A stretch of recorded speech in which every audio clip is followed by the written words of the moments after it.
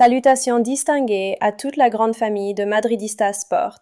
Ici votre analyse complète et sans filtre sur l'actualité brûlante du Real Madrid. Aujourd'hui, nous parlons d'un véritable coup de tonnerre qui secoue la Casablanca et le football mondial, la grave blessure de Rodrigo. Le 3 mars 2026, le club a confirmé ce que beaucoup redoutaient après la défaite 1-0 contre Getafe CF. Rupture du ligament croisé antérieur et du ménisque latéral du genou droit. Une double lésion, lourde, brutale, qui met fin à sa saison et compromet sérieusement sa participation à la Coupe du Monde 2026 avec le Brésil. Mais au-delà de l'émotion, que signifie réellement cette absence pour le Real Madrid? Et surtout, Florentino Pérez devra-t-il recruter un nouvel attaquant lors du prochain mercato? On analyse tout cela en profondeur. D'abord, parlons du choc sportif. Rodrigo n'est pas un simple ailier. Depuis 2 saisons, il est devenu un joueur décisif dans les grands rendez-vous, capable de débloquer une situation fermée, d'attaquer l'espace, de combiner dans les petits périmètres et de presser intelligemment. Il offrait de la mobilité, de la verticalité et une capacité à jouer sur les deux ailes. Dans le système madrilène, il était souvent la pièce d'équilibre entre la puissance de Vinicius et l'efficacité axiale. Son intelligence tactique permettait au Real Madrid d'alterner entre transitions rapides et attaques placées. Sa blessure crée donc un vide structurel, pas seulement numérique. Ensuite, regardons l'aspect médical. Une rupture du LCA associée au ménisque externe signifie une absence estimée entre 7 et 12 mois. Cela veut dire pas seulement la fin de saison, mais une réintégration progressive, avec perte de rythme, d'explosivité et d'automatisme. Pour un joueur basé sur la vitesse et les changements de direction, la récupération sera déterminante. Le staff médical du Real Madrid est expérimenté, mais la prudence sera absolue. Le club ne prendra aucun risque. Cela veut dire que pour 2026, il faut déjà envisager une alternative durable. Tactiquement, Carlo Ancelotti, ou son successeur si un changement intervient, devra recomposer l'attaque. Plusieurs options internes existent. Brahim Diaz peut occuper le couloir droit avec un profil plus technique et créatif. Arda Güler peut évoluer en faux ailier, rentrant sur son pied gauche pour créer du jeu. Hendrik, bien que plus axial, peut apporter profondeur et percussion. Mais aucun de ces joueurs n'a exactement le profil hybride de Rodrigo. Cela oblige l'équipe à ajuster son animation offensive. La question du recrutement devient donc centrale. Le Real Madrid est historiquement un club qui anticipe plutôt qu'il ne panique. Florentino Pérez privilégie les investissements stratégiques, jeunes et à fort potentiel, plutôt que les recrutements d'urgence. Cependant, le timing est particulier. Si le club est encore engagé dans la lutte pour la Liga et la Ligue des Champions, la pression compétitive peut accélérer une décision. Recruter un ailier droit capable de s'intégrer immédiatement pourrait sécuriser les ambitions européennes. Mais attention, recruter ne signifie pas forcément acheter une superstar. Le Real Madrid dispose déjà d'une masse salariale importante et d'un effectif offensif riche. Il pourrait opter pour un profil complémentaire, moins médiatique mais efficace, ou même promouvoir davantage un jeune du Castilla. Tout dépendra de la confiance accordée aux solutions internes. D'un point de vue stratégique, l'absence de Rodrigo pourrait aussi accélérer une réflexion plus large sur la structure offensive. Le football moderne évolue vers des systèmes plus flexibles, avec des attaquants interchangeables. Le Real pourrait miser sur un 4-4-2 losange ou un 4-3-1-2, réduisant l'importance des ailiers traditionnels. Dans ce cas, le besoin d'un ailier pur serait moins urgent. Pour le Brésil, la perte est également immense. Rodrigo était perçu comme l'un des leaders offensifs de la nouvelle génération. À quelques mois du mondial nord-américain, perdre un joueur capable de faire la différence dans les matchs fermés est un coup dur. Psychologiquement, c'est un choc pour le joueur lui-même. Il a parlé d'un des pires jours de sa vie. Cela montre à quel point la Coupe du Monde était un objectif personnel majeur. Maintenant, revenons à la grande question. Le Real Madrid va-t-il recruter? Mon analyse est la suivante. Oui, mais intelligemment.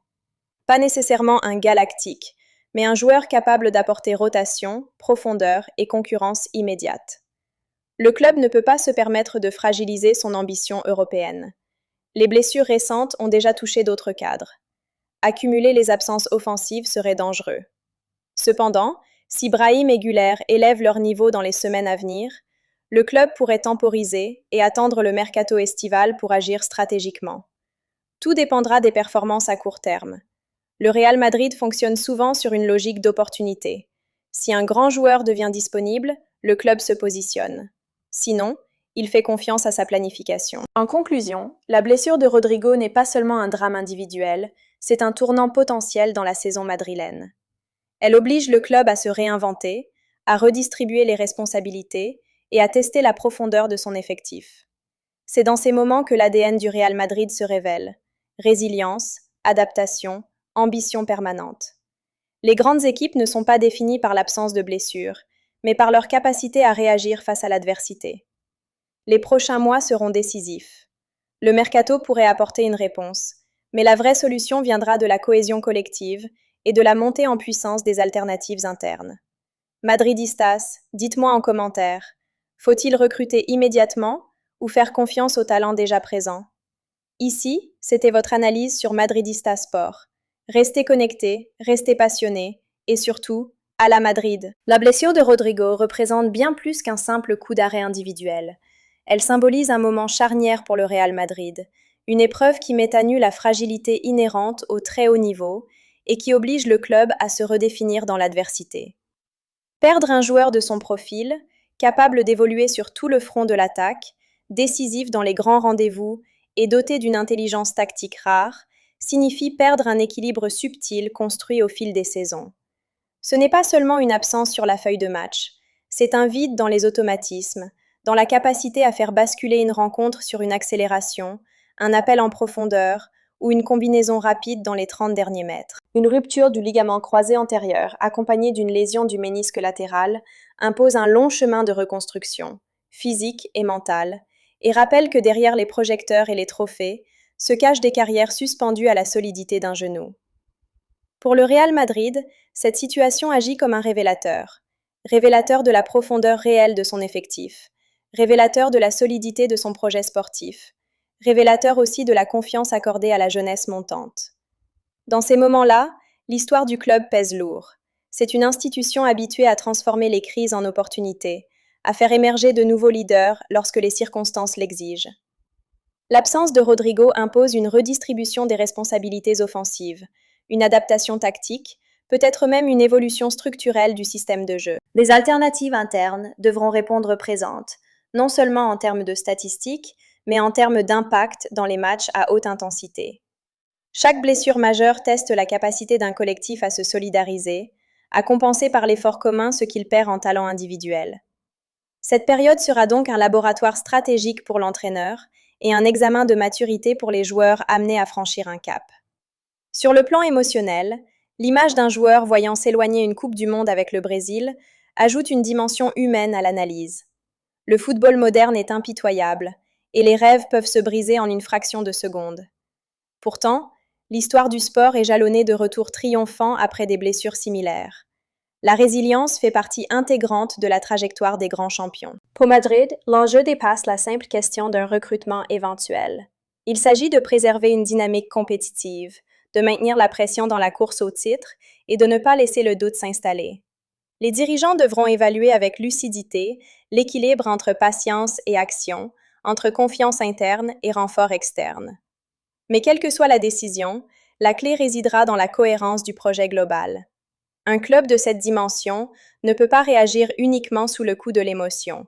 Il doit penser à moyen et long terme, intégrer la récupération progressive du joueur, anticiper son retour et protéger son avenir sportif. La convalescence de Rodrigo sera aussi un travail psychologique. Retrouver l'explosivité, oser les changements de direction, réapprendre à faire confiance à son corps. Le soutien du vestiaire, du staff médical et des supporters jouera un rôle déterminant dans cette reconstruction. En définitive, cette blessure, aussi douloureuse soit-elle, peut devenir un point d'inflexion positif si elle pousse l'équipe à se surpasser et le joueur à revenir plus fort. Le Real Madrid s'est bâti sur une culture de dépassement, sur la conviction que rien n'est impossible et que chaque obstacle peut nourrir une nouvelle ambition. La saison prendra une tournure différente, certes, mais elle n'est pas condamnée. Elle dépendra de la capacité collective à transformer l'adversité en moteur. Dans quelques mois, lorsque Rodrigo entamera sa phase de reprise, ce moment apparaîtra peut-être comme le début d'un nouveau chapitre, celui d'une maturité renforcée et d'une détermination accrue. Car au-delà des résultats immédiats, Le football est une histoire de cycles, de chutes et de renaissance.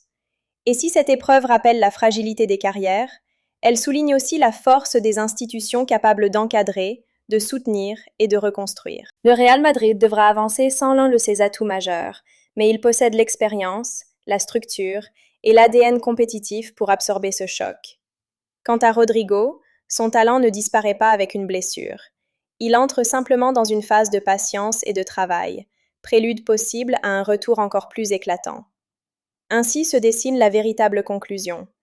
Une saison redéfinie, un collectif mis à l'épreuve, un joueur face au défi le plus exigeant de sa carrière, et un club appelé à démontrer, une fois de plus, que sa grandeur ne se mesure pas seulement au trophée, mais à sa capacité à rester debout lorsque tout vacille.